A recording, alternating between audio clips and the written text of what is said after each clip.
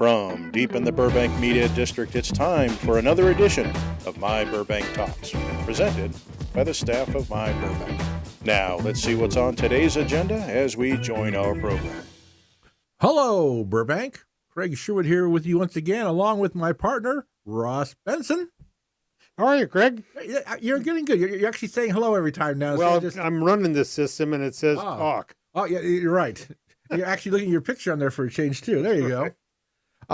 Well, another edition of Ask the Mayor, our February of 2024 edition. And I will say this, one of my favorite shows. I have enjoyed this show now more than most. I enjoy all the shows. But I think this is a great show because we're getting some real feedback and our viewers ask questions and they're getting their, on any subject. Anyway, calling a council meeting, of course, is not on the agenda. They can't talk about it. So I want to welcome the mayor of Burbank here, Nick Schultz. Oh, thank you, guys. I'm glad to be back. I'm assuming this is your favorite show because I'm here, right? There you go. Absolutely. No, I really enjoy the whole process, and I enjoy the information. I think it's, it's great. Well, and I just want to thank you guys for the opportunity. Then we'll get right into it. But I love it because as much as, you and the public feel constricted by those 3 minutes at council, I mean, I do too. I mean, it's only 3 minutes for me to hear you. And this is such a great conversational way to talk about the issues. I just love that you open up this platform to the mayor. So, well, I hear from people all the time. They want to know what's going on in Burbank. And who's the best source to hear it from other than the mayor, of our city council, who gives us your time to come in and try to answer people's questions. We have questions today that people have emailed. People want to know, and they don't always see you walking down the street. And I know a lot of people interrupt you when you go to the market to buy eggs. Oh, yeah. But here is, kind of a little different. And plus, you're not restricted by the Brown Act, so you can actually answer questions. And they're having the city attorney, which is not in the room, give you that evil eye saying, not on the agenda. Oh, I just always... He's just doing his job. We know that. he definitely is. I will say, Joe, every week, he's real reserved. Oh, yeah. And if you know Joe, I have for 18 years, he's been here. Real quiet guy, but he knows his job well. And last week, a couple of times that jumped out. Oh, yeah. And he knows city. He knows the city, and he knows the history of the city, too. And he remembers things. Well, and I'll start us off by answering an unasked question. A lot of people have asked me in the last couple of years how I always seem so prepared and how I do what I think a decent job. I work really closely with our two employees. I mean, not a day goes by where I'm not in some form of contact with Joe or Justin Hess, our city manager. And I think that that's the recipe for success for anybody on council. You have got to use those resources that we have right there. I mean, Joe is one of the sharpest legal minds in the region, and Justin's proven to be a very capable city manager. Yeah. Well, Justin knows his city as good as probably anybody there is. And always responsive. Always responsive to anything. And he's concerned about the city. He might not live here, but he is concerned, what goes on. And that's how everything operates. So people, Craig and I always joke, people will walk up to their light switch, turn it on, and the lights go on. Yeah. But we have a pretty run, today, trash got picked up. Trees, get knocked down. So that's right. And he's the man in charge. Well, let's start off with kind of an overall question before you get into our viewer questions. Kind of, what you're just saying, Ross, is so we're in kind of the middle of the storms right now. In fact, we have another storm coming in this next weekend on Sunday. How's the city holding up during these? Have you heard any problems or anything going on with storms that people should know about? Or if something happens, who should they contact? Should they use the 311 app? What's up? Yeah. Well, it's funny. Before you answer that, I saw that you replied to somebody on Twitter. You had a conversation with the head of Water and Power. Yep. I mean, you're into social media, and today you have to be. We have found that 10 years ago. Why did we switch from print media we were doing together to digital? And that's where it's at. It is. So yeah, I mean, I'll just say the state of the city is very strong even during these storms. There's a lot of precautions that we're taking. You know, in general, you can expect the hiking trails to be closed, but you know, and Eric Baumgardner, our emergency management services director, I mean, every single storm, he is providing the council with regular updates throughout the day. He's actually patrolling the community to make sure that there's no signs of trouble. We have crews working around the clock to continue to provide services. So I would say we're doing a really darn good job of weathering the storms together. There was an issue yesterday, you know, over the weekend, right? There was a temporary power outage. We had about a little over 1,100 water and power customers that were without power, but crews worked to get power back online almost immediately. And to your point, Ross, I should say almost immediately. It was a couple hours, so there was inconvenience, but we weren't talking days and days of blackouts. And to your point, Ross, Joe Lilio, our interim general manager, who's like on week 2 of his job. I mean, I had residents calling me, texting me, asking me what was going on. I picked up the phone and Joe answered. And within 5 minutes in one case, we already had the power back on for that resident. Joe has really stepped up and is doing a phenomenal job. Caller ID, when it says Nick Schultz, he says, oh, maybe they're going to hire me. I better take this call. If only I had the hiring power, Yeah. right? But no, we have a really exceptional staff, and so All city employees, you know, I go to the breakfast. I'm around quite a few of the city employees. They care about this city. They don't, a lot of them, and we'll joke about it sometimes, they'll come in for a paycheck, they'll work their job, leave 9 to 5.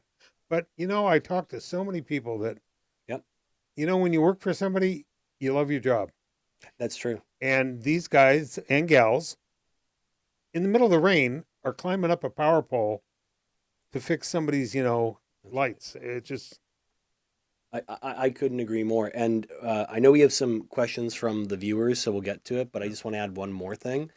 I mean, I think we're really lucky in Burbank. I mean, we are a full service city, everything from our own police, fire, we have a hospital here in the city, our own water and power department, and the employees that we have attracted and we've retained. I mean, they are the very best of the best. There's a reason that Southern California Edison consistently tries to poach our linemen, our folks at Water and Power, because they are really the best in the industry.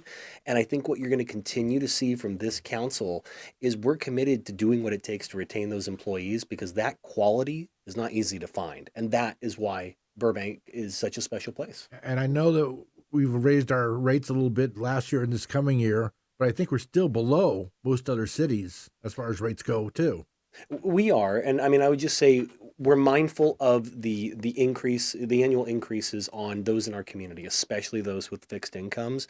But you're right, even with those increases, we're still very competitive in relation to Pasadena and Glendale and Los Angeles. So we're going to try to maintain that balance, keep competitive rates as much as possible, and build that infrastructure. So as you always like to say, Ross, you know when you hit the light switch, lights will turn on, and if there is an outage, you know it'll be fixed that day. well, you know, it's funny you say that because the studios, good example.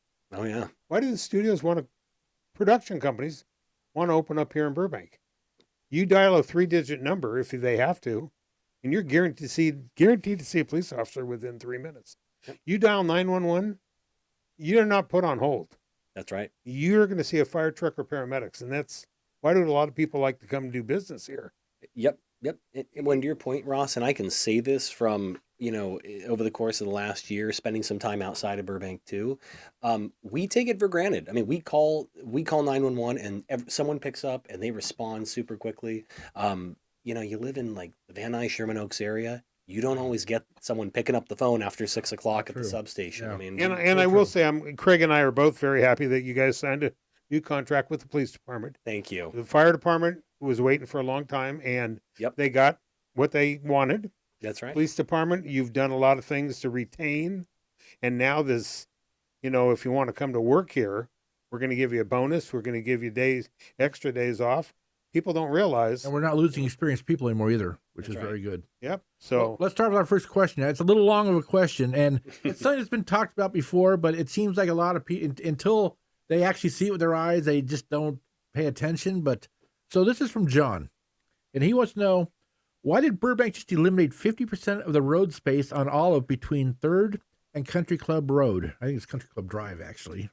I think you're right. Yeah. Making the road one lane and forcing traffic to drive right next to the parked cars now puts drivers in danger who are parallel parking getting out of their cars on Olive. Plus, there's a now giant unused road space I should say on Olive. I just copied and pasted the little letter. Plus, there's now giant unused road space on Olive, and yet more congestion and traffic. Why would we ever increase traffic on a road in LA County? And then he goes on to say, if the issue is racing, arrest the racers and don't punish the average citizen, including new high school drivers who are not worried about safety. And I guess we're under people they're not worried about safety while driving. So that's his question. And why don't you talk about what's going on Olive between? Yeah, is it between Glen Oaks? It's between Glen Oaks. I don't think it's between Thursday. It's between Glen Oaks and Sunset. Yeah. Right. Hey, Dodger. Doggy off the camera here. You were so cute. Okay, yeah, you want to hang around for this answer? He likes to be on Dodger. We have a Dodger cam here set up for him too, once in a while. Oh, I love that. Well, you guys, I brought it back up. I brought this up November when Ken put out a notice, Public Works, that it was going to be done. That's right. And so I think, so John, if you're listening or when you listen, let me give you a little bit of history on what's happened. And then obviously we can go into a deeper conversation from there. So this is not a recent decision of the city council. This is actually a long-term project that was contemplated in the Complete Our Streets plan that was adopted by council before I joined. So this has been in development for a long time. We are hearing concerns of the community, and we're certainly actively taking feedback to talk about adjustments to that project. But in a nutshell, the concept of the project is, and this is nothing that's new, we have for years known about racing and exhibitions of speed on the hillside. At least that's what our traffic team and everyone tells me. And so obviously we're looking at ways that we can combat that. Now, enforcement is one of the many tools that we have, but you can't have a cop on every corner. You can't hand out a speeding ticket to every person who is speeding, nor would you necessarily want that. And education, we've talked about in the last couple of years, grassroots organization, Together We Can, partnering with Burbank PD to educate our high school students about the dangers of speeding. That's great too. But roadway design is also a really critical component. The data shows that if you can slow down traffic, hopefully people exercise better judgment. They're able to respond to changes in the roadway because they're paying more attention to it. And I think that's really where the project was born from. It's very much a pilot, if you will, in looking at how can we redesign our roads to be safer. But as I said, we're gathering feedback and we're looking at whether this is the right configuration for the road. It's not a done deal. You're going to study it after a year or something and say, is this working or not working? Well, it's funny. Every time the lieutenant from traffic gets up there, Fomer, he says it's the 3 E's. Like you said, enforcement, education, and engineering. Yep. Engineering you can't do overnight. It takes a while to plan. They just can't go out there with a paintbrush and do it when people were complaining. So that is one. Enforcement is another. This now gives them, the motors will work it if there's a problem. And I think everybody is counting the number of accidents, on Olive. And I will say, I drove it the other day because I wanted to see. I lived on Olive for 10 years. So I know how the traffic gets on Olive. Between 4 and 7 o'clock, it's a racetrack. Yeah. It won't be anymore. Exactly. Those people that live there, you can walk your dog up the sidewalk and feel safe that when you get to a cross street, you're not going to get mowed down. For many years, there was only one stop sign. That was the Kenneth. That was it. Only one stop sign on Olive. And I did notice one of them, totally different. The first one I've ever seen in the whole city is a stop sign that has red lights around it that flash. Oh, yeah. Wow. I saw that, and boy, you see that. And that's new. Attention. I've never seen that in the whole city. So John, give it a year, and they're going to look at it, and and I'm sure they want your opinion. They want to hear from you. So give it a year and see what you still think. But while we're talking about Olive, let's talk about restriping on San Fernando. Yeah. Okay. Yeah. And that was approved, I think, about 6-8 months ago by the council. Once again, a trial period. Yes. First they thought, well, should we close down? And we're talking about San Fernando between Angelino and Magnolia. Mm-hmm.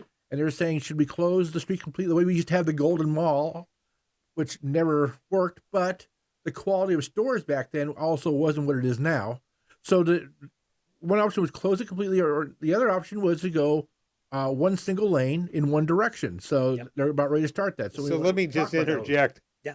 As I have said many times, people always complain, why did you ever tell me that this was coming? We ran articles on it.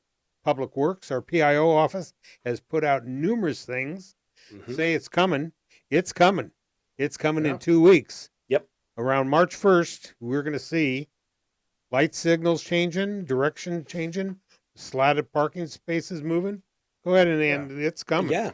So the thing that the public needs to know is that beginning the night of March 3rd and continuing through March 6th, we're going to be doing some work on San Fernando. It's now going to be a northbound one direction lane from Angelino towards Magnolia. So if you were driving towards the mall, that's the direction you'd be going. We're not eliminating any parking spaces. So to the extent that there were concerns from the business community, we're keeping the same number of spaces intact, but avoiding that two-way directional traffic is actually going to reduce opportunities for pinpoint accidents, collisions, interactions with motorists. I mean, it creates a slower, safer street because we have one direction of traffic.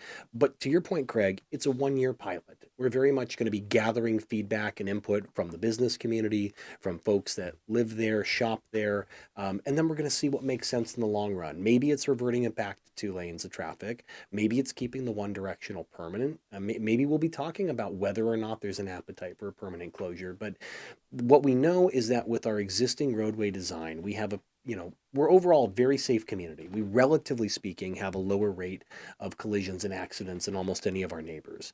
However, there's always room for improvement. And as the council talked about last January, when we were talking about our Vision Zero initiative, our goal is to achieve functional zero. We don't want to see any collisions and fatalities on the road. And going back to the heart of John's question, it's a balance. You have to balance the convenience of the motorist who wants to get where they're going relatively quickly, but we also have to balance the needs and the concerns of pedestrians and bicyclists, and it's a community. It's working together and finding that right balance. You weren't in Burbank during the days of the Golden Mall like we were, where it became just the city did not maintain the property at all. All the fountains broke. There was weeds. There was trash everywhere. Then there was a homeless, and business started moving out. It was a disaster. But now places like the 3rd Street Promenade, which is a closed street, have been very successful. So maybe we were just ahead of our time back then, and maybe it might be something for our future. But I'm willing to take the old out of my mind and look at because it's amazing when I drive up, let's say Magnolia, and I stop at San Fernando. Every time that there's pedestrian crossing, I see 20, 30, 40 people cross that street on every signal. There's a lot of people walking up there every single day. I want to bring that up. I remember, I'm old, when First Street was one-way traffic before the mall went in many years ago. Wow. It was one-way traffic. Then they put it to two-way traffic. But with the new developments on First Street, the 2 new buildings, the second one's moving along pretty rapidly. That's a lot of people that are going to be walking. And I don't think people realize your cars now, if you're not listening to, map turn here, turn there, or, you're listening to music, you have all these things that are interrupting and taking your mind. People need to slow down. Yeah. That's the Complete Streets main idea. Yeah. And again, I'm sorry to say, these fatalities in other cities, Burbank, we've had our share. Yeah, we have. And this is what we're trying to eliminate. Well, exactly, because let's say I don't have the exact data offhand, but let's say that hypothetically we have 20 incidents a year compared to our nearest neighbor at 30. You could look at it and say, well, we're 10 less than the other guy, so that's good. But shouldn't the goal be zero? Yeah, we're 20 more than we should. Yeah, exactly. We want to achieve that functional zero, and that's And a lot of this started, I will say, with your prior council, Sharon Springer, who was a walker. Oh yeah, She was a good example that I remember her saying, I've walked with her and she just hated it. It was unsafe. Yeah. And so downtown, with it being moved around and changed, I think, and like you said, it's only trial. I know there's a lot of businesses along San Fernando. Who the hell thought of this dumb idea? Folks, relax. I say to some people, what was your biggest problem 6 months ago? You know, in 3 weeks, are they going to remember Yeah. that there was two-way traffic going down San Fernando? But we'll see. Yeah. For me, who drives around quite a bit, we're going to have to get used to it. We will, and the last thing I'll say on this is that we have to recognize that we inherit in the 21st century a city that was very much built around the automobile. We're now trying to update our infrastructure so that it's a city that's is equally accessible, Ross, right, for those who are walking and biking, and so that does take change and it takes time, but I think that at the end of the day, we got a great folks on our staff as part of our traffic engineering team. We're doing the outreach to our community, and I think we'll get it right if people just give us the feedback and give us the time to experiment and adjust and incorporate that. You got to try new things. That's right. Well, you know, a lot of people don't, people down here in the valley, those flatlanders as they call them, don't get uptown. They probably don't know that there's bollards now on Front Street in front of the new Yep. apartments up there, condos, for bike lane, that you can come off the sidewalk and bikes are protected. A lot of people, you know, you see it in other cities. I don't think they've gone up there to see. Some of the things are moving along. But You know. what we have to work on is the for bicycling on over Olive and Magnolia overpasses. It's most unsafe. Oh yeah. And, Not only and that unsafe. sidewalk, it has a railing only 3 feet high, so you might go right over the railing. Well, there's no money in the Yeah. to do that right now, but I was scared to ride my Schwinn Stingray back in the 60s and 70s over that bridge. I was scared. I used to walk over it, Yeah, you just walk and the that bike. is a You're that one is- brave soul to do that. exactly. Yeah. You get up top there on a windy day. Oh, Oh. boy. I'm sorry.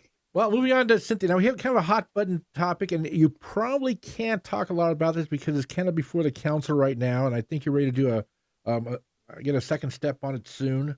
But Cynthia wants to know, after going to a landlord-tenant commission meeting and being told there was nothing they could officially be done for me, and after watching the city council meeting last week, what can Burbank do to protect the renters before we are forced to move away?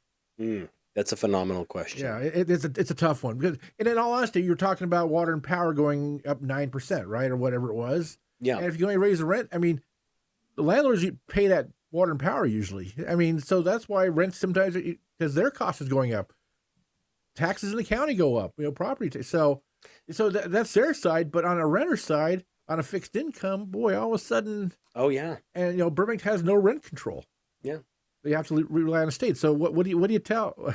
What's the answer to this one? Yeah. Well, Give us a solution here, Mayor. I'll give you one council member's perspective. I mean, Cynthia, first of all, I would just say thank you for reaching out, and I'm sorry that you found the Landlord-Tenant Commission meeting to not be very helpful.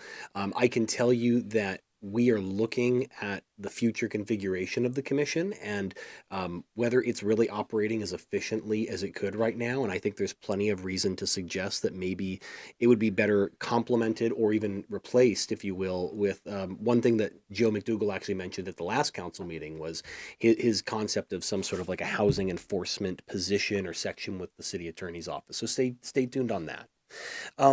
But look, I mean, I've talked about it before. I think the affordability crisis is the single biggest problem facing Burbank.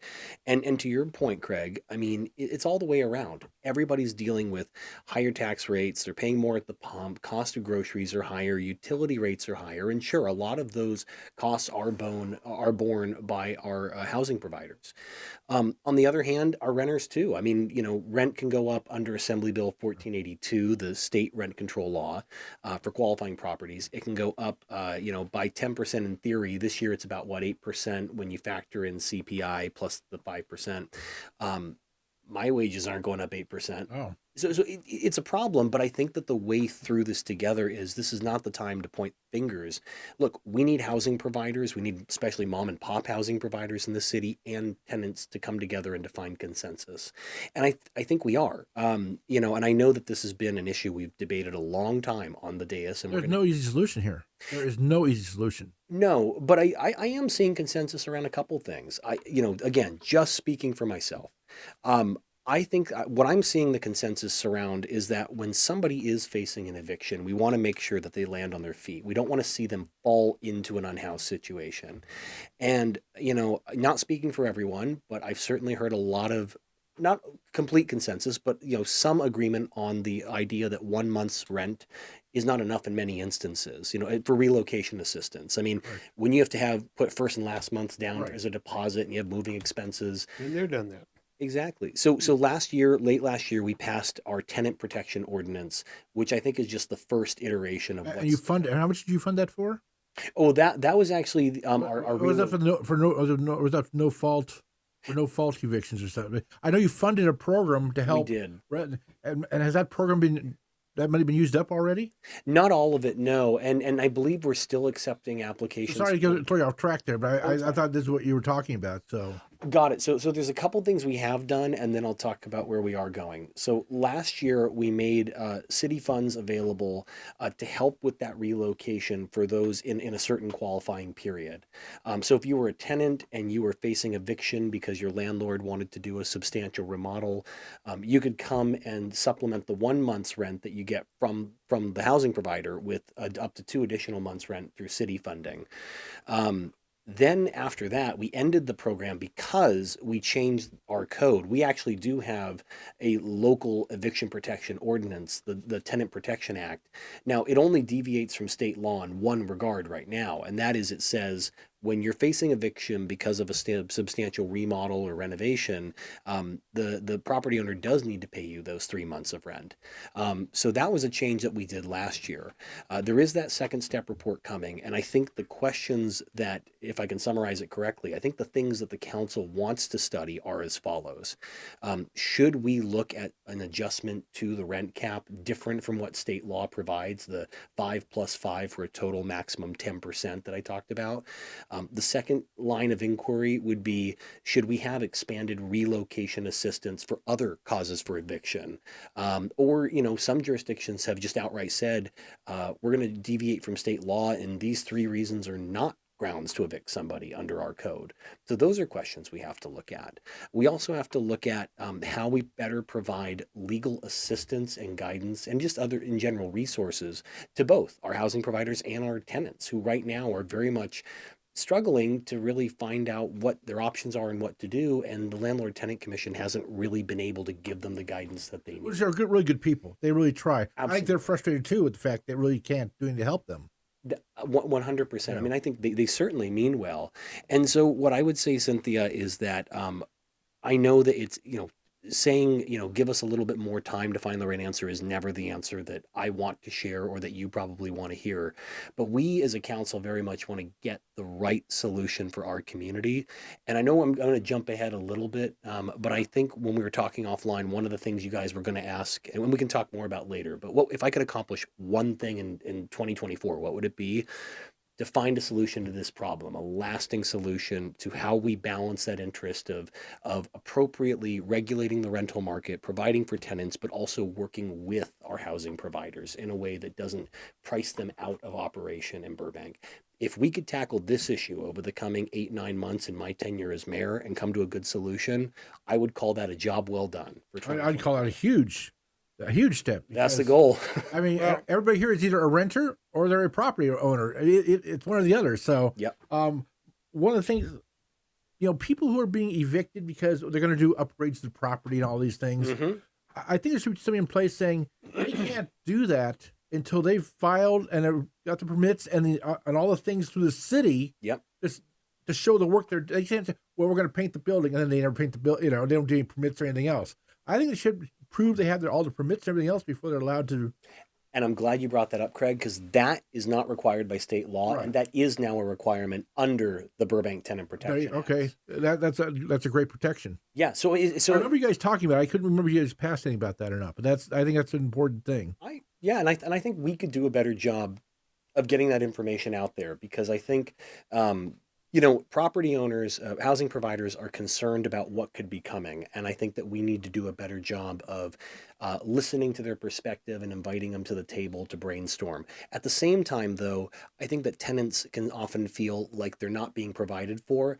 And we need to do a better job of saying, it's not that we have done nothing. We actually have done some really good things to address the problem. But the work is also not yet done, because I still think there's just a lot of uncovered ground in those conversations. And look, you're not going to get everyone happy. I mean, I understand See, that. I'm a property owner, so but I've known Ross for so long, and I've watched what Ross has gone through Mm-hmm. as a tenant. And that's what really, I started looking at the other side of the coin. I lived in a place that landlord kicked out myself, evicted me. I lost, I went to court to try to fight it. I paid a Burbank attorney, a retainer, and he goes to court and he says, I won't go in there. You have to go in there. The lawyer wasn't even there. Wow. I lost a security deposit. I lost a cleaning fee, a dog deposit, several $1,000s. Mm-hmm. The guy that lived above me, been there 28 years. And all of a sudden it was, you guys are both out of here because I want to flip the place and charge triple. One of the things you said, and I listen, people need to realize our city attorney can't make decisions and work for the people. They work for you. That's correct. Yeah. And a lot of people don't, sometimes realize he wants to give the Landlord-Tenant Commission a little more teeth, but there's a lot more to it than just going, you're good and so forth. I did hear that. And the other one, I got a pat her on the back. Miss Leland. Yeah. Yeah. She's been with the city in many years. She knows the housing laws better than I think. And if there's anybody that will give you her card and listen to you, she's one in that department that really.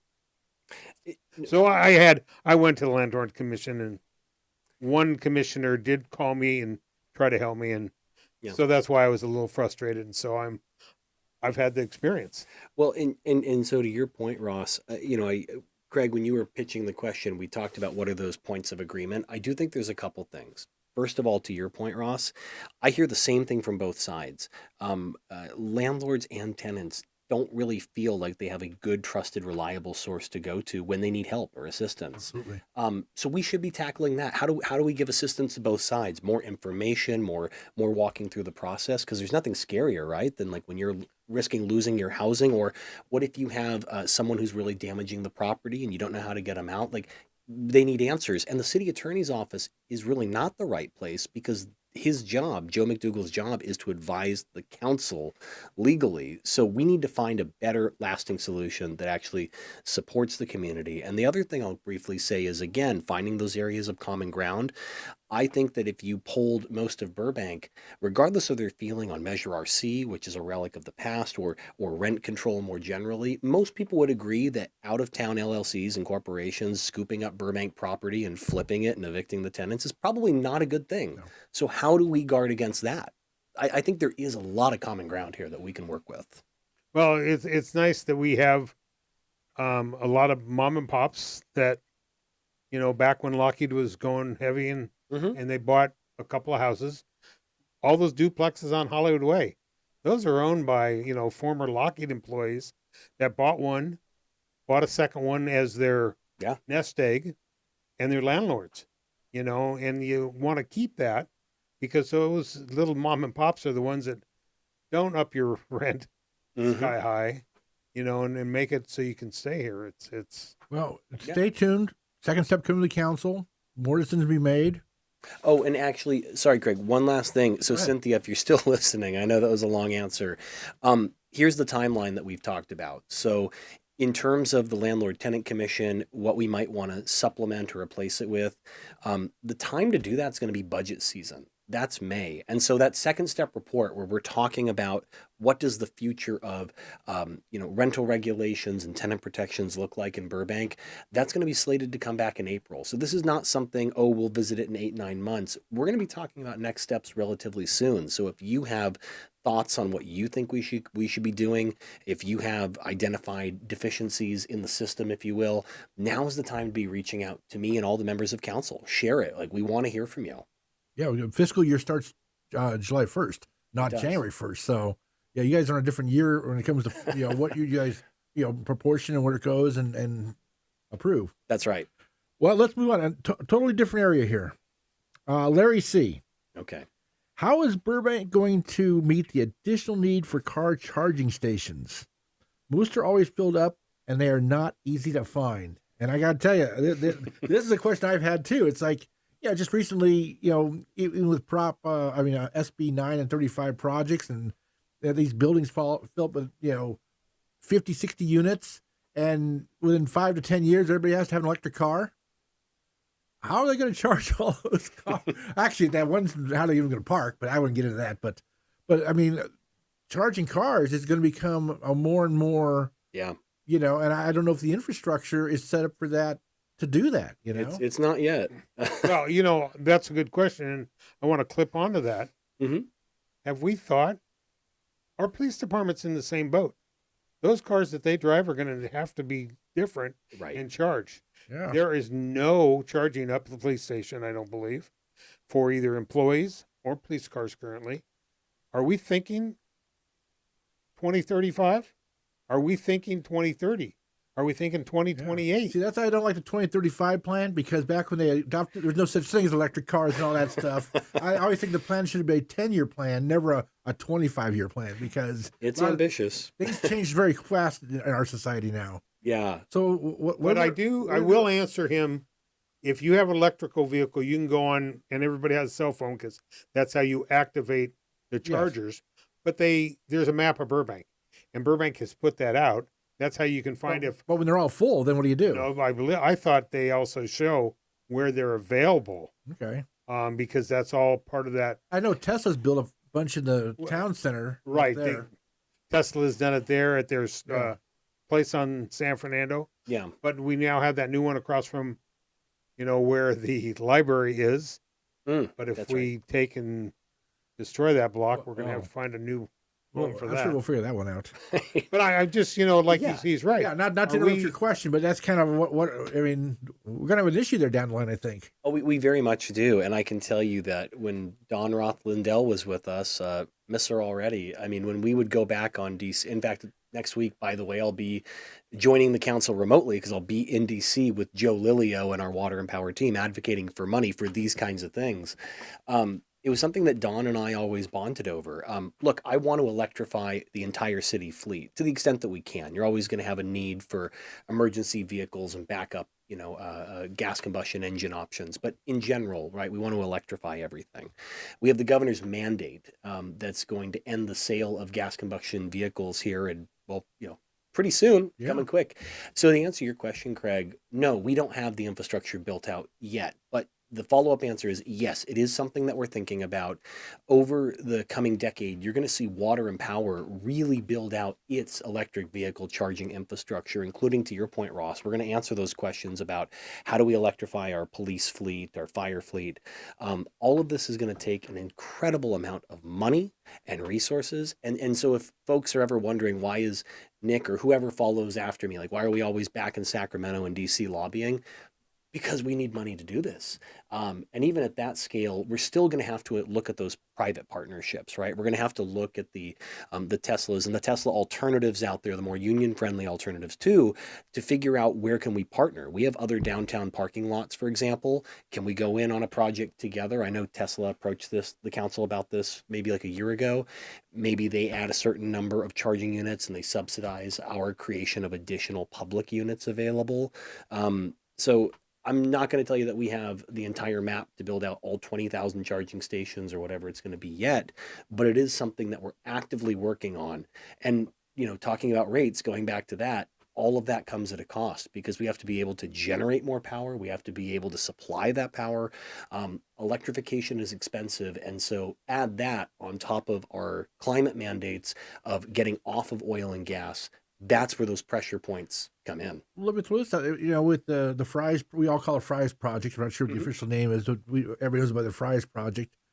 Can we put things in place as a city that says that these developers have to start planning out for things like electric charging and things in these new huge developments? Because that's going to be, what's built is built. But what hasn't been built yet, I think we need to think about, how do we fix that? That is a $1 million question, Craig. And the answer is yes. So later this year, we're going to be talking about the Golden State specific plan, which would include where the Fry's is. We'll be talking about the Media District specific plan, which actually includes where I live, so I can't talk about it. Well, but it's not where I live, though, because we're media adjacent here. For 2 blocks, it doesn't exist where we are, and I don't understand why. Who knows where they right? We're always kidding about that. Yeah.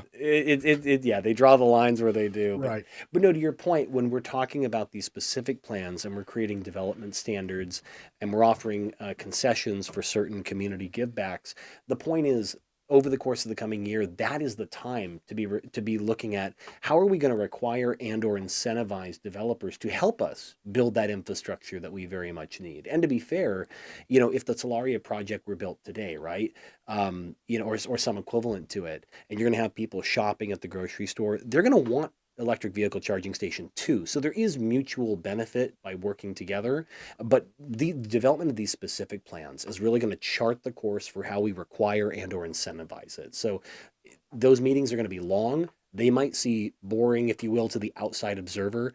They are incredibly important to charting the community's growth. Infrastructure is always boring to people, but it's the most necessary thing for planning on what we're going to do.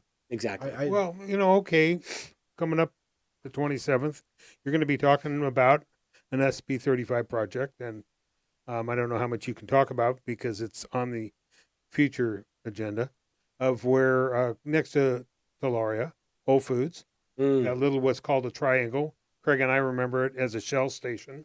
Many years ago. And then after that, a pumpkin patch. Yes. When my son was about 3, ended up on the front page of newspaper holding a pumpkin. Now we call it the Bob Hope property. Right, now the Bob Hope property. But that is a good one. Now, that one he changed from office building.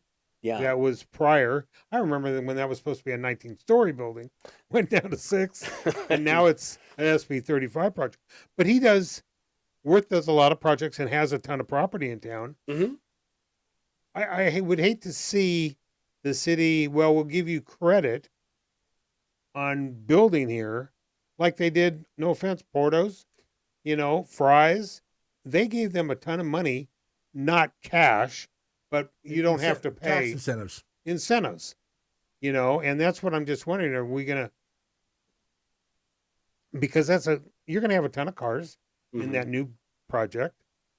But again, the studios around here, the new ranch. I know that's, I've looked at a lot of that and heard what's going in there. They're thinking, green and what is it called? Those platinum buildings. And he's building that lot, so it's very efficient. So, LEED buildings or something? LEED, right.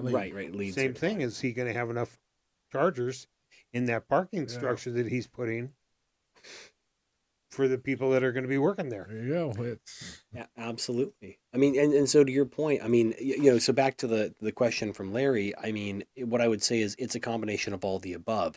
We are looking at publicly building enough EV infrastructure to provide, because not everyone has a Tesla and is going to go use the Tesla charger. But we're also going to be working with our developers. Like I said, we're going to require it to the extent that we can, and we're going to incentivize, if they want, an exception to the code, right? Like there's always opportunity for that. How do we incentivize it? Well, one of the community givebacks could be building EV infrastructure. I mean, there's obviously a package of things that we probably want to extract for them.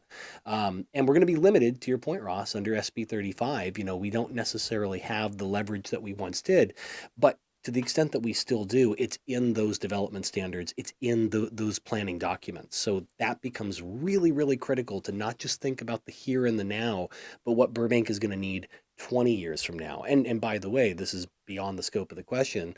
Same goes with police, fire, and paramedics. We got to be thinking about how we grow all those service providers, because we're going to need more. We hear the number of calls going out every day. We need another paramedic van. We really do, because we're pulling in Glendale all the time into Burbank now. In fact, even fire stations, I think we probably need.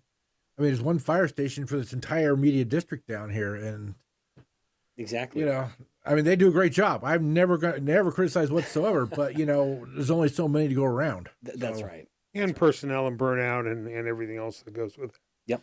Well, the next question, I'm going to let Craig take it. Okay. This is a hot topic. Okay. This is all me, because I last month we have a drum roll in this. Well, actually, we do. And this is all going to Mr. Sherwood. Okay. So last month I wrote a very strong opinion piece about Tin Horn Flats and the city. Now, I was all for what the city did. Let give some people some context. The city did not shut down Tin Horn Flats. The city did not put the rules that It was LA County health laws that the city was just enforcing because they were not abiding by the health laws. And the city said, either abide by the health laws or we're going to, we're not asking you to do anything special. We're just saying abide by the law. So the whole thing went through. They finally closed down. Owner got arrested 3 times. Owner's son. That's true. Because the owner's never come back to the United States. From Thailand. And as time went on, we had special council meetings. We had a lot of police and fire responses out there. I had to do Freedom of Information Acts to get the costs. Mm-hmm. And it came to around $300,000 that the city spent on the entire Tin Horn Flats, I call fiasco. So we go to court, and I get a press release from the city saying, City of Burbank wins the Tin Horn Flats case. I'm going, no, that's not what happened. And what it was is that all the city sued for was that they couldn't do business in Burbank. And the judge says, well, they're not doing business in Burbank, so your case is mute. There's no case here. And they sued because it's our First Amendment right to have the, to do what we did. And the judge said, no, that's not your, so they lost net. So the city said, well, we want our expenses. And once again, I had to do a Freedom of Information Act to find out that we were only asking for around $17,000 in damages. And it turns out we were only asking for the damages of that specific set of court things. We're just writing off $300,000. And so my question, and here we are, and I'm so lucky I have you ask. Cornered. And it's not you. Okay, you do not make these decisions. I want everybody to know this is but I do say the city council. Mm-hmm. Why was it decided not to go after them for the $300,000, even if they had gotten bankrupt and not paid a penny, but to have the president saying, they were wrong and they should have had, they should have paid, because I think, Ross will tell you that we did that one time many years ago and went after our property and we foreclosed on it as a city because of the same type of event. But we just basically let them completely off the hook when they took like $68,000 in PPP money and $95,000 in GoFundMe money. I mean, they made money hand over foot on this thing. Yeah, they're out of business. I get all that. Nobody wins. But the taxpayers all lost on this. Now, before you answer, sure, I know we're very fortunate you're an attorney. you have learned how to answer this question. I know that. Sure. But you're also a city council member, and I know your city attorney has probably told you what you can say. But there's negotiation ways and so forth. And this case is now... Right. Mm-hmm. And what I'm saying, there's no transparency. You never announced to the public that you didn't sue for this, that you never said, I shouldn't say, the council never said, we're not suing for this, we're going to let them off the hook. I mean, not a word. And even after it, not a word. So my thing, I always hear the word transparency. Yeah. But I don't think anybody, like I said, I had to get Freedom of Information Act to get any information. So kind of what went on with this? Why are we not holding them accountable, even if it's just on paper? Yeah. So, what I would, let me kind of start from the top there, Craig. How do we define success in the whole Tin Horn Flats fiasco? I hear you about it cost a lot of money to shut them down. And I'll come back to that. But I still would call it a success because, let me back up further. You're right. Nobody wins. Nobody wanted it to come to this point. This was the intentional, repeated conduct of someone who thought that they were above the law and simply didn't have to obey the public health orders that everybody didn't want to, but did obey ultimately. We're a law-abiding society. Hurt a lot of businesses by doing that, but they did it. They did it. Everybody sucked it up, and we are a law-abiding community, and one person decided to not be. So how do we define success in that case? I still would say it was successful because at the end of the day, not that we wanted it to ever get to that point, but we had someone who was thumbing their nose at authority, who was saying no when public health guidance was telling us what we all needed to do to stay safe in the height of a pandemic.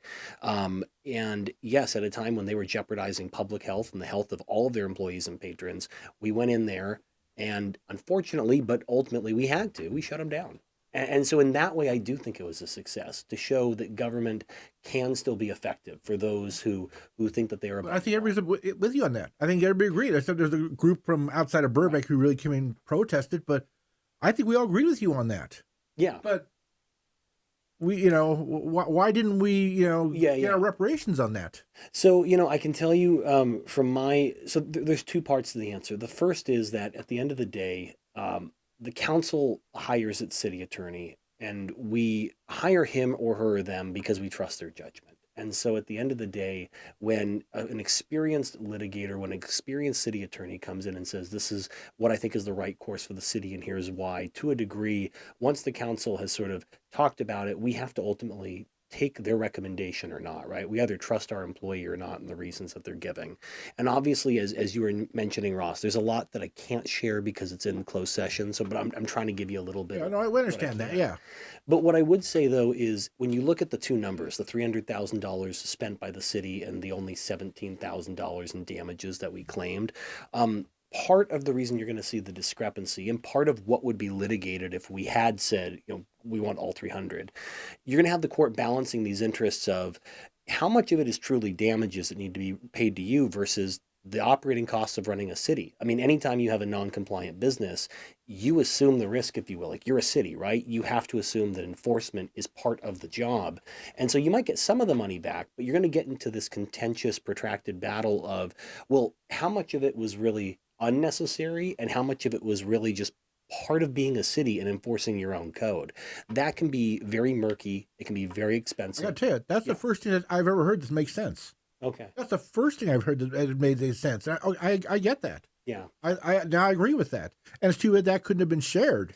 And to the heart of your question, Craig, I do think, though, what are the learning lessons from Tin Horn Flats? There's many. I do think that you've hit something on the nose, and that is that sometimes being right isn't enough. How we communicate that information is really critical. And what I can tell you I've learned from this whole process is that giving people simple answers to their questions, telling them what you can, and when you can't, explaining why you can't share that information, it goes a long way to building trust. And so I apologize that you both found, and to a lot of your viewers too, found it to be such a frustrating process to get those answers.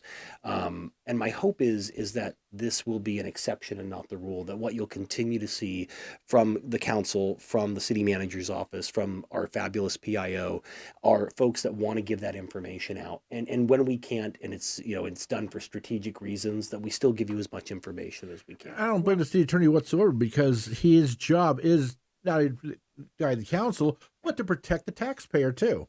I mean, that's one of his. He's protecting all of us. Really. Well, I want to interject here. I know Joe quite well, and he just didn't decide overnight this is how we're settling this case. Sure, he has a slew of good assistant city attorneys that look at case law and they weigh it, and that's why when you look at that justice scale, what is it? You're weighing it. And I guarantee he did his homework. Yeah. His he did, find out, because I remember Amy on a couple of cases that people wouldn't understand why she would answer or go with a decision. And even listening to Joe every week, that little brain there is just spinning. And to protect. That's called a large brain. Well, it is. There we go. And he's lost his hair, right? Like I have, thinking a lot. But, it's kind of like police officers. Yeah. When you get a ticket, it's not to punish you. It's to educate you. You get a ticket because you've done something wrong. You took your driver's test 30 years ago and you made a right turn on red. Okay? That's a law that you broke. They give you a ticket. Yes, there is some financial slap on the hand to remind you not to do it again. Yep. But most people think, well, cops always give tickets. Their job is to save lives. Yeah. And that's why, and it's the same thing with the city attorney. He has to weigh it. And that's what I was told. On this one, it was a hard one. I know Craig, when I called him that day. I was frustrated because I couldn't get answers. And that was my big frustration is why are we not, why are we just, this is a huge thing. Now we're just sweeping under the rug kind of thing. And so that's what bothered me. But I that's why I love the show. Yeah. Because you're able to come on and really explain that. And I had never thought of that, perspective. Well, and I thought it's very important. And you know what? I do accept that. Well, I appreciate that, Craig. And one other thing I'll just add to it too is aside from the murkiness and how long it would take to litigate it, part of the thing. Let me give you an example that's not Tin Horn Flats, but still very applicable that I think all of your viewers could probably understand. Let's say somebody sues the city. Let's say it's a frivolous thing, right? Like we know we're going to win. There's still sunken hard costs. Like we still have to go to court. It would cost us. I'm just going to throw out random numbers, right? But let's say Joe comes to us and say it would cost at least $35,000 to defend this thing and prove we were right. The constant balance we have to strike is how much taxpayer money do we want to spend, even though we know we're right, versus we could deal this case away for $10,000. And no, they probably don't deserve it, but we will actually spend more to prove that we're right. And that doesn't mean we do that every time, but it's such a nuanced balance. And the reason I bring that up is that as you all, watching, listening probably know, I think I'm a pretty smart guy. I mean, I trust my judgment, my instinct. There are very few people whose judgment I really put even ahead of my own at times. Joe McDougal is one of those people. He is so smart. He's so prepared. He's so experienced. I still, I second guess him. I question him. That's my job. I see common respect between you also. Oh, I see a lot of common respect. Oh, yeah. No, I would say if there's one staff member I'm probably closest with professionally, given our backgrounds. I mean, Joe and I, we workshop everything. I mean, we spend hours like meeting and talking on the phone. We work these things through. I think I'm a better council member for it. And I like to think that he gets a little value out of it too. Well, I think on the Tin Horn Flats case. I'm going to let it go after tonight too, by the way. I'll let it go now. Well, that's what I was just going to say, honestly. I think the decision, the city they learned a lot. It was an embarrassment to our city. And I think that's what most people were upset about, but they don't understand the nitty gritty now that it's behind us. Right. But now it's been explained. I just think we should have explained it better to start, say, here's what happened. Here's why we did it. Absolutely. And I will say this. I'm going to ask this. You've got another case coming up. And we will not talk about it tonight, but when it comes to district elections, and yes.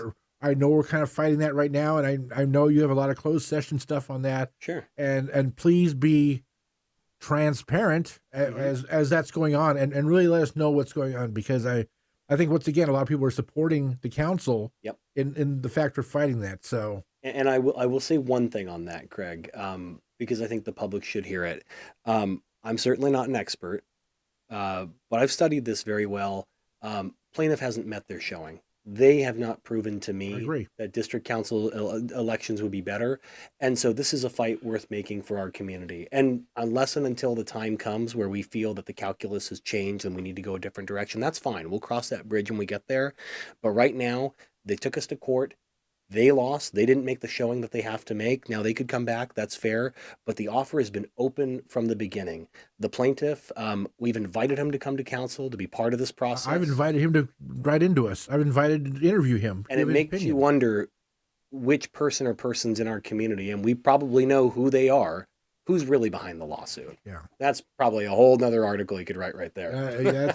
I agree 100%. I just don't. I know San Francisco's going through that right now too, so they're going to fight it also. I heard, but yeah, I don't think one person should not be able to change the city's entire charter and their elections and everything else, and that's kind of what's happening right there. And I will say one other thing. I read the complaint. That was probably the most poorly written complaint. I have a copy on my computer. I mean, wow. Some of it wasn't even factual as far as how Burbank works.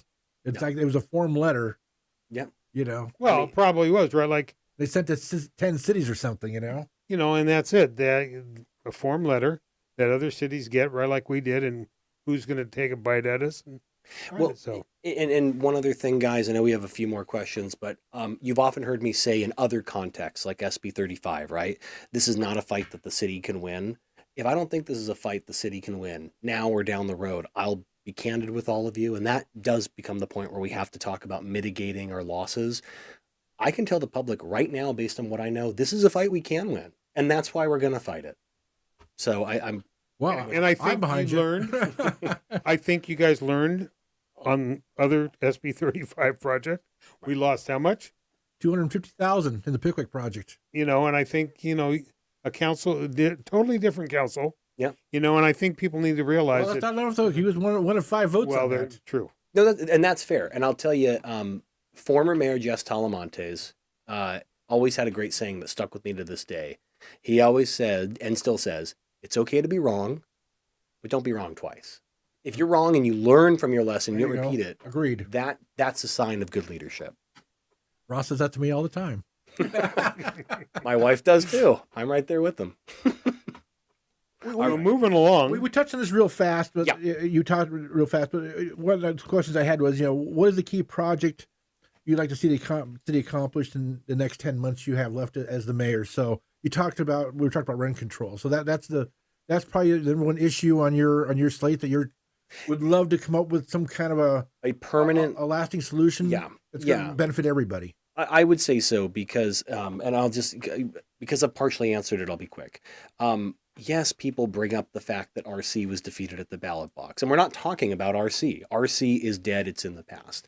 But the issue of affordability, finding that right balance between renters who, look, whether you like the solutions they're proposing or not, what they're experiencing is true. People are being priced out of Burbank and displaced.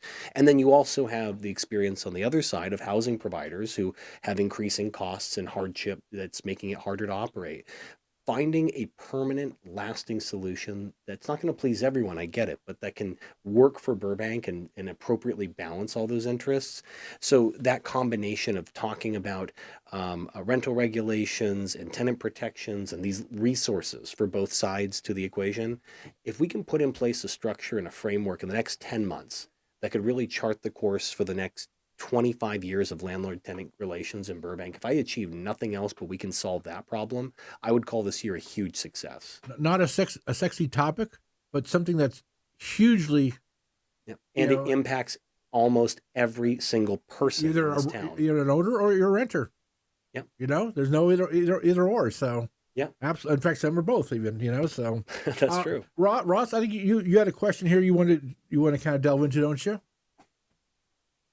Talking about our we talked about last night our weekly podcast. We did. I involved in Magnolia Park Merchants. We put on Holiday in the Park. Yes. Cost us $90,000 to put on, and $25,000 and $30,000 of that was street closures and protection. Yeah. And after this last Rose Parade, some lady tried to drive into the parade, and I'm told that whatever we do here in Burbank is going to cost us more this next year. Burbank on Parade used to be done, and it costs a lot of money to put on Burbank on Parade. A lot of functions are getting, and I previously I thought it was a city attorney that, let's give them so many roadblocks. They'll just say, we don't want to do it anymore. But Burbank's a different community. You've learned that real well. We're a real tight community. Holiday in the Park, 30,000 people came out and loved it. Huge success. Huge. And talking to Patrick Prescott, that's a big thing for Magnolia Park. It's very successful. We're going to do it again next year. It's going to grow. It's going to change a little. But why is it, you look how other cities do things. Why can't we? Lots of parades out there. Yeah, parades, Memorial Day parade, cyclovia. Yeah. You think of events where you look at a wood barricade that closes a street, and now Burbank has to put up 8 barricades that cost $3,000. Yeah. And it's unfortunate, but for safety, I will say our event is very safe. Whatever our police department we go by, we are assigned a police officer, and they do a real good job. Mm-hmm. But we also make sure somebody can't drive into our, event. So I think you're coming up to mid-year appropriations. We've used to go out, and they make these laws. We used to have water barricades. Mm-hmm. Well, most people don't understand. The water that goes in them has to be vacuumed out at the end of the night. Yeah. Due to it has to be done vacuumed at night, we have to pay overtime. That water can't just be put down the sewer anymore. It has to be recycled and reused somewhere. But now you can't even use those water barricades because most of them have been skid around the ground and they leak, and you can't have that water leaking into a sewer. So now you have to use these Meridian metal barricades that are great because you can't drive through them. But you would think that, and I know the city bought quite a few of them, and hopefully so we can do other things. I know they would like to move Burbank on Parade and Uptown and put some different things in. But the city is, we have the flatland. And it's just a perfect event like Holiday in the Park, put the parade. I agree. And maybe the city could, in mid-year appropriations, because they buy do, more. They do that for the rose float. I mean, I think it's 190,000 that actually gets it. When you look at the rents of the buildings and all the things that go on, they don't give them 190,000, but it's worth, and with support and everything else. So I think what Russ is kind of saying is, why can't we work on supporting main events that are going to help 20, 30,000 people, events in the city, not small events. We're talking like a parade. We're talking Magnolia Park coming up this November, things like that. But I think all this stuff is going away, and every time somebody wants to bring it up, it says, "Oh man, they're putting all this stuff on us, and we're not getting any help or anything else." And I don't think these groups will try. I think they all try to raise money and to get sponsors and everything else. Yeah. But it's like 100% incumbent on them. Well, so thank you both. I think you're both spot on. And Ross, to your point, I think that is absolutely the kind of thing that we should be talking about at the mid-year spot. So I know you're very connected with these community groups. If there's a proposal that you guys could get to me in the next 60 days, I mean, I'd love to look at it and see, because we should in May be talking about how we can use one-time money to build a sense of community. Because right now I see Burbank very divided. And a lot of that's still the remnants of the pandemic. I mean, we were all for 2 years, in our houses, on our phones. We lost a sense of that community togetherness. And I think that we need things like Burbank on Parade. We definitely need Magnolia in the Park, right? One thing that I even that you're going to hear me talk about in the budget cycle, I'll see if I get support for it. Little things, movie in the park, a couple times a year at Johnny Carson Park or elsewhere in the city. They're little things, and yet they get everybody out there in the dead of summer. You got some food carts. It's just a chance to get together and, have some community fun. We've got one of the greatest venues in the valley in the Starlight Bowl that just sits there empty all the time and could just really use some love and some events up and bring the community to the events up. I mean, we have things, we just don't use them, and it's all gone away. Well, I mentioned it last night. There is a couple of stakeholders that I'm meeting with this week. Okay. To talk about Burbank on Parade, to bring it back. Probably won't happen for a year or two because it takes that long to pay for it, but also to put it together. So it's in the works. I answered some people on Facebook today that would love to see it back, and I understand that. It takes a lot. I got a pat on the back. Joanne Miller, who was the chairman before, she did a great job. I think she's done with it. I think she's, she was in it for years. We have new kids. We have a council member that marched in parades. We do. Nikki played an instrument at John Burroughs High School in the parade. And she loved the parade. And I understand that. And that's why, but you know what I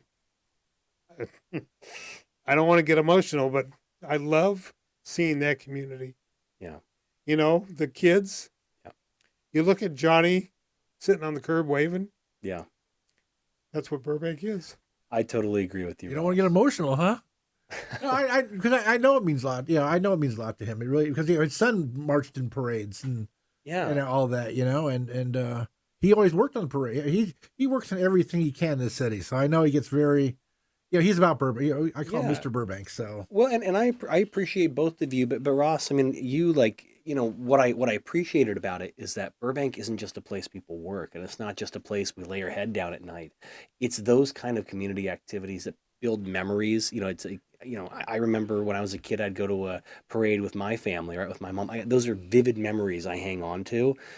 Building more opportunities for memories like that in our community. So bringing back Burbank on Parade, that would be phenomenal. And I keep going back to my other idea of the free movies in the park. It's little things like that. Yes. Yeah, I would love that. I know they did a Yumi Crane for a while, running some movies, and Every summer. and it was just packed. It was packed. Yeah. Well, those are some things, like I said, I am meeting this week, and Okay. it might take a while, but you know what? You got to start somewhere. Yeah, you do. And after the pandemic, which really was tough on everybody, I found Holiday in the Park. People just, They were so happy to come out. Yeah, they were. you Still know, are. and we have, Even I went to it. that's right, yeah, that's true.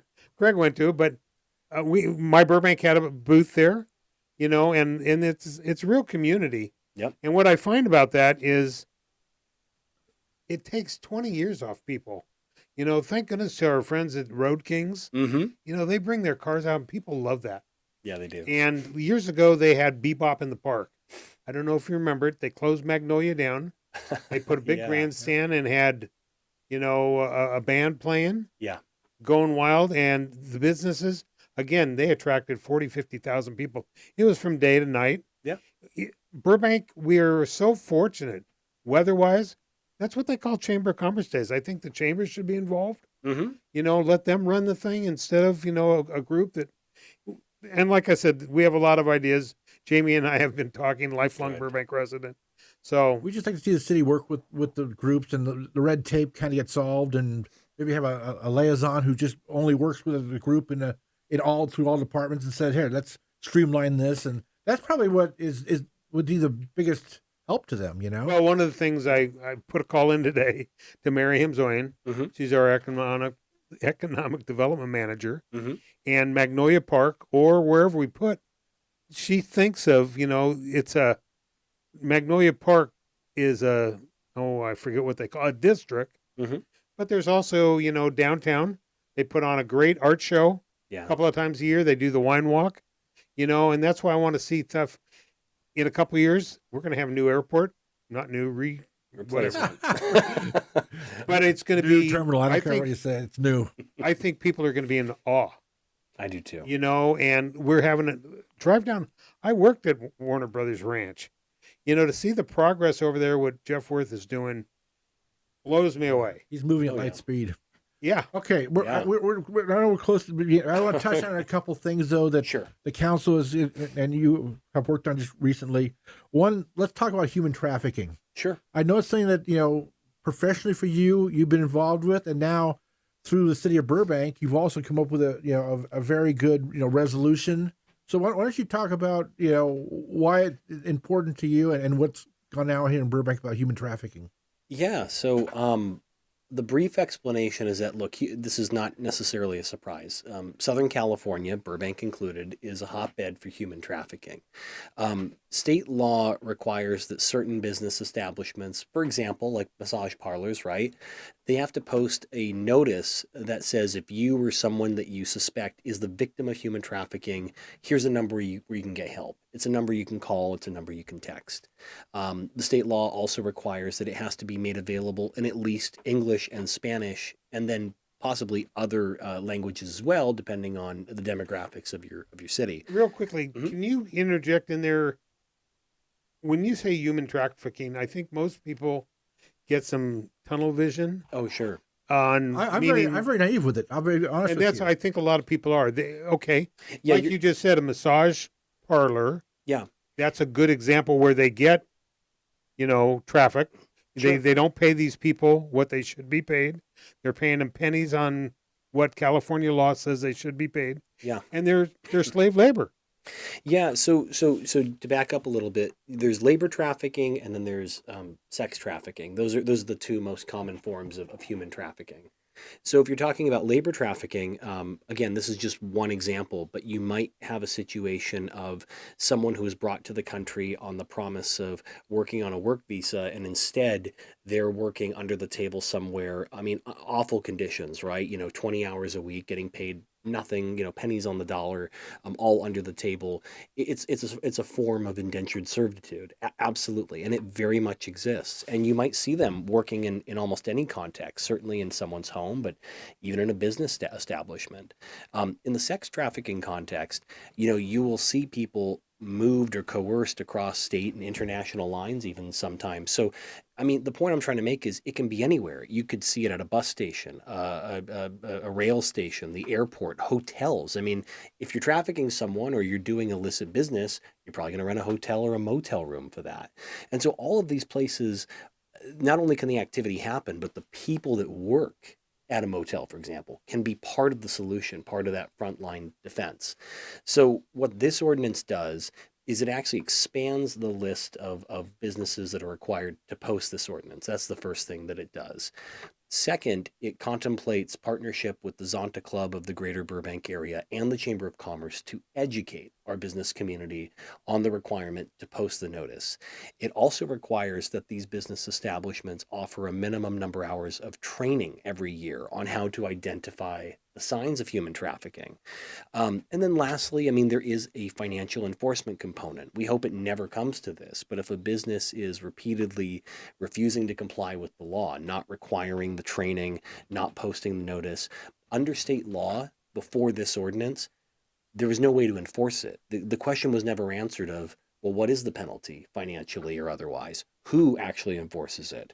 So this ordinance creates a structure where now the city of Burbank can enforce and collect that money from having to go after someone and enforce this code as is. It's a small change and it went under the radar in a lot of ways, but I think it could do a lot of good for people that might be trafficked in this community. And we talk about public safety all the time. There's something that we can do. And we all know Gloria Solis. Nobody's more up for the job than Gloria.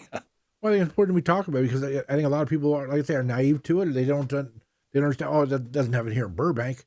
It does. Yes, it does. I think we've heard the police calls before at certain hotels in the city, too. They had, Zonta had a young lady speak at their last, and she said when they got off the freeway, off the 5 freeway, they drove by some hotels, and she said she remembers those hotels. And it brought tears to the person driving them, thinking, it happens in Burbank, folks. It does. And here's somebody that has been saved, and is now as a guest speaker, but it happens here in Burbank. And I've talked to numerous vice officers that have told me they can walk into a couple hotels in Burbank at any time. They can go on their computer, they can go and open up a newspaper. We have an airport, we have a freeway that goes through the town, and those hotels that are right off the freeways, some of them. Last week, there was a picture that appeared, I think it was on Facebook or Twitter, of a homeless police car next to Jack in the Box, little hotel there that we all know that has been now we don't want to get our we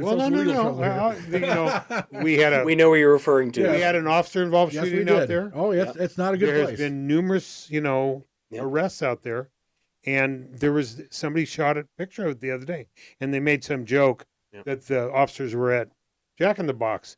No, they get called to that establishment quite a bit.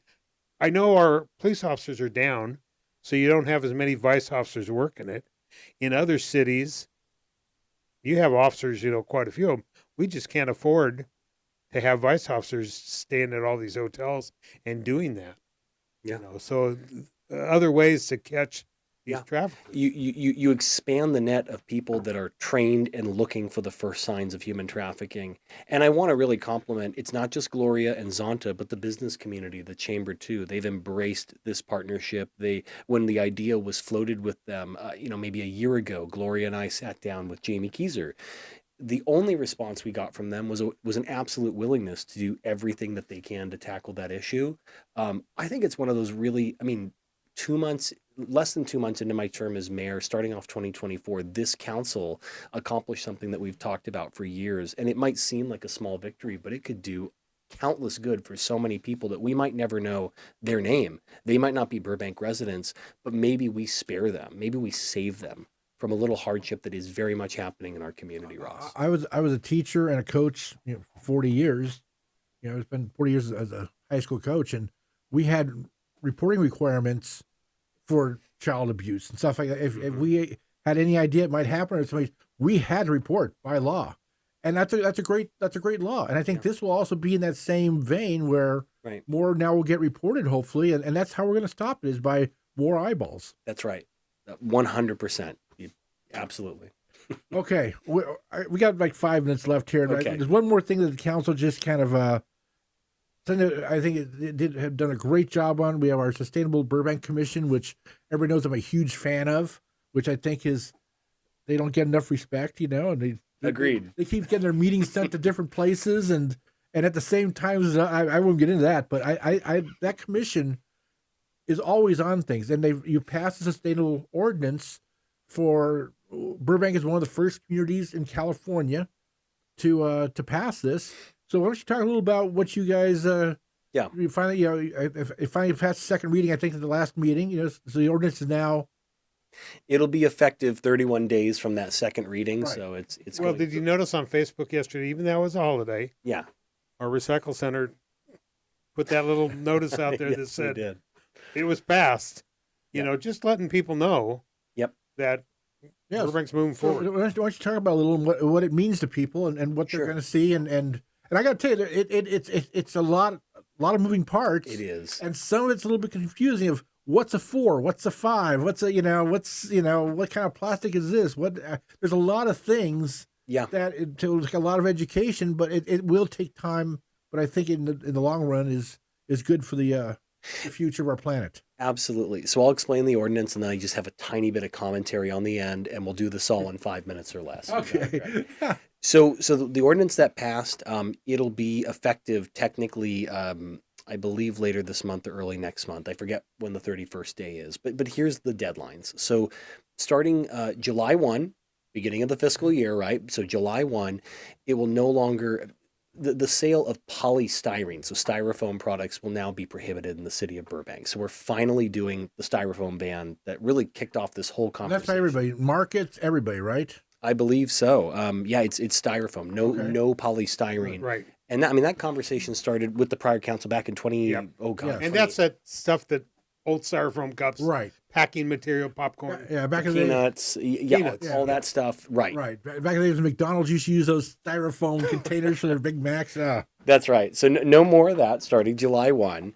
And then the other thing is the city, we're not requiring this of private business under this ordinance, but the city will no longer purchase single-use plastic water bottles starting July 1. So we are trying to reduce our own waste.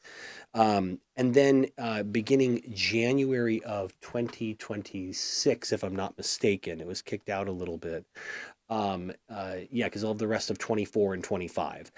So January 1, 2026, that's when the rest of this kicks into effect. So at that point, every business, every restaurant, right, there's no exemption. There was a lot of discussion about whether there should be corporate or exemptions. fast food, doesn't matter who you are. Doesn't matter. And food trucks. Exactly. You will no longer be able to sell or use a non-compostable or non-recyclable single-use item. What that really means is there's one or two kinds of plastics that are currently recyclable.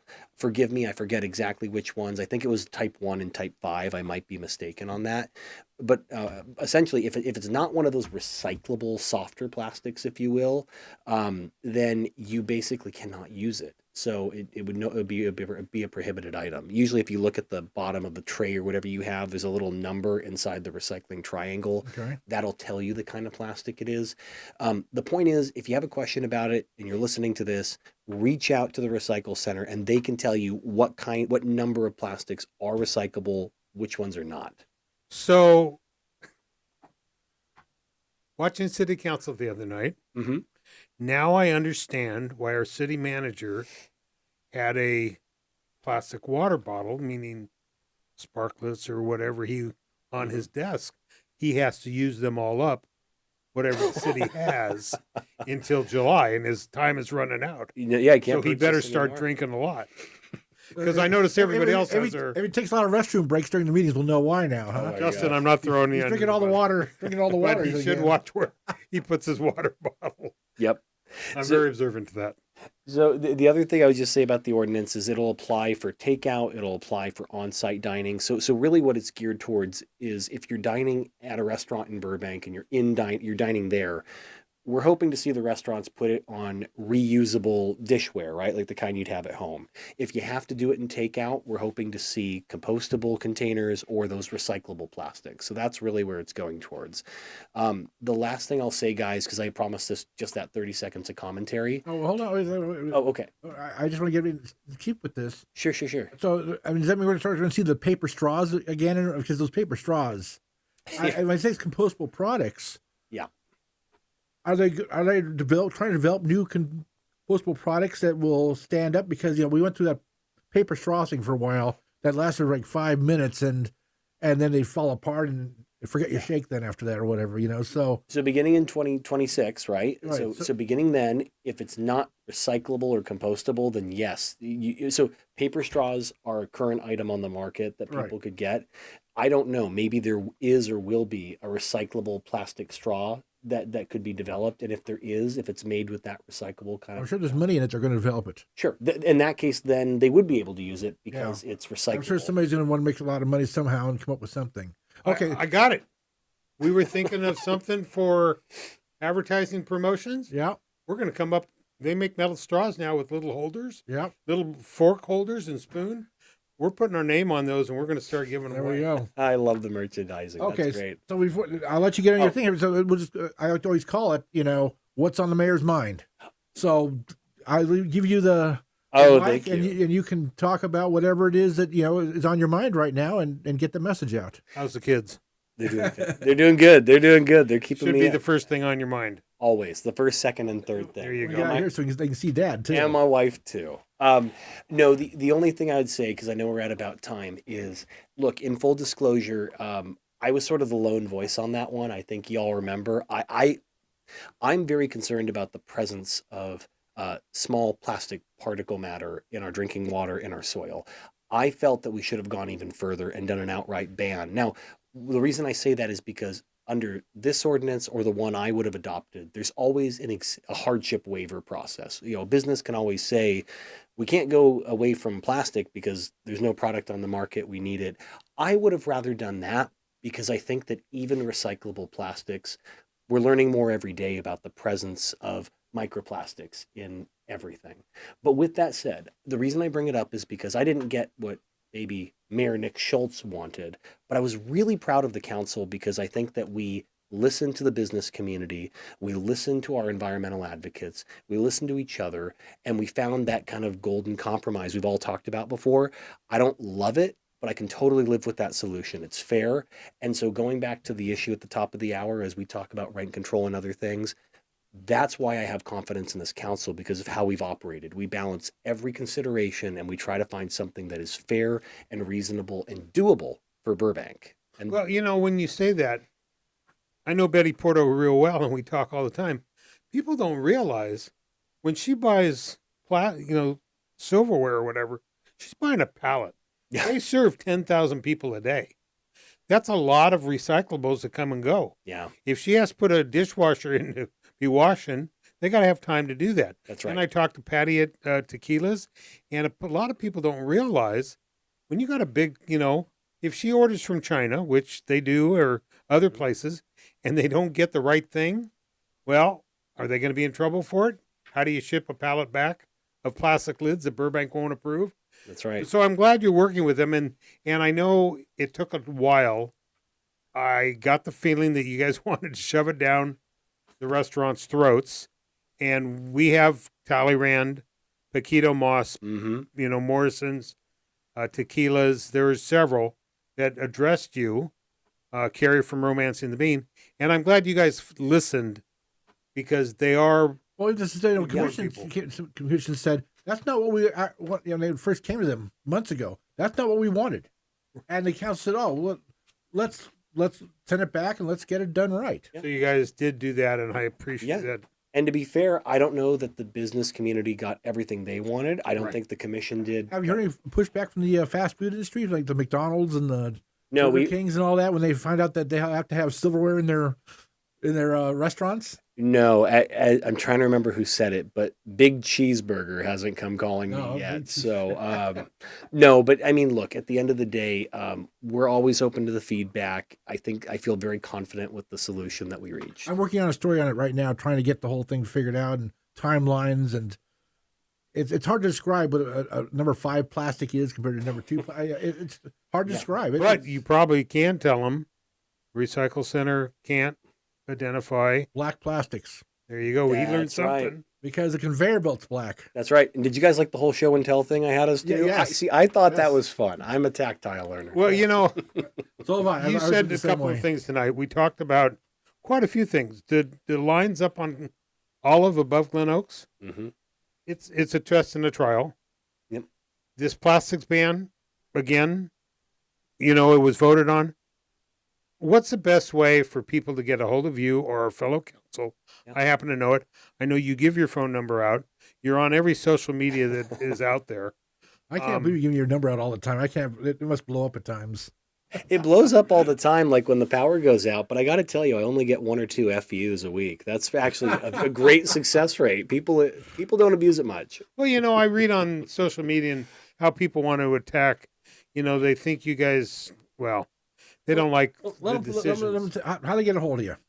What do you want him? How do people go? So, Call so I would say or email? if you're looking, so any of the ways I'm about to describe are great. But if you're looking for a meeting to get on my calendar, emailing me is the best because Sandy George will make sure it gets on my calendar. That's our executive assistant. That's how we got here. You got here tonight. That's right. She will make sure she'll even text me and be like, Mayor, don't forget. So like, if you're looking for a meeting, that's the best way. If it's a quick question, if it's something urgent, using that phone number is great. If you're not a phone user, or you don't feel comfortable calling the mayor, direct message, Twitter, Instagram, Facebook, I check them all. I don't check them all the time, so it might be a few hours before I get to it, but I can absolutely use that as well. I will say that you and I have texted at some strange hours if something's happening in the city, and you do get back to me. I'm very happy about that. I thank you very much. Again, this show, Ask the Mayor, we had questions come in. I'll tell you, this is what the people want. Yeah, we always go a little long on this, but the information's so good. It's just so it's all factual, and sometimes it's not an easy conversation, and you're always willing to have it with us. And I'll tell you right now, I know you're running for assembly, and we're a week's away from the election. And for you to take the time to come in here and do this means a lot to us. I say this is one of my favorite podcasts to do, but your time is also valuable, and I realize that, and we appreciate you coming in. In fact, I know Ross is out covering it, and he sees you at all the events in Burbank too. So, that's important. Well, I will just say this, guys. Thank you for having me on the show. I look forward to being back next month. And I meant what I said when I took office and I ran the letter in the paper. Yeah, I'm running for assembly, but I'm the mayor of Burbank, and I'm very proud of that job. And I'm not going to half-ass it. I'm not going to not do the things that are expected of me. I'll be here because, frankly, I love it too. I love answering the questions, getting the information out.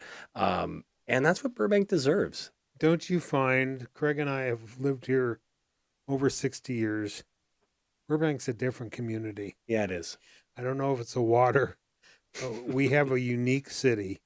Yeah. And, to be mayor of it, you get to see a lot.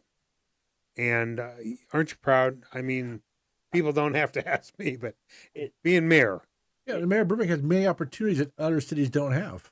It does. And if I'm, if folks are still viewing this and they'll indulge me for like one more minute, it's bittersweet because I love being mayor, and yet it really does make me sad. Look, one way or the other, whatever my future holds, mayor is a 1-year term. I won't be mayor this time next year.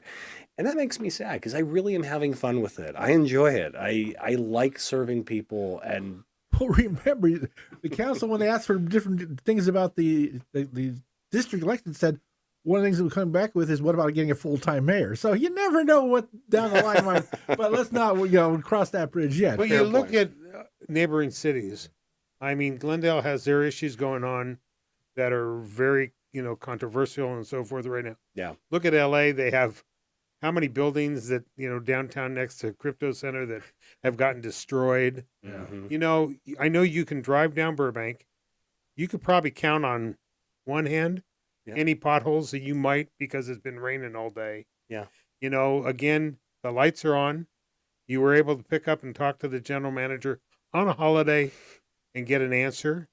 Better than we get, but some of the things, you know, but again, and I know I always like to applaud our PIO staff, Public Information Office. We have a great PIO staff that puts stuff out.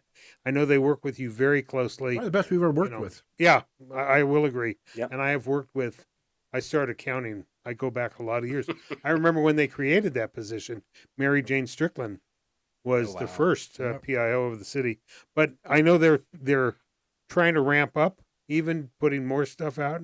Oh, yeah. And, you know, why do people move here?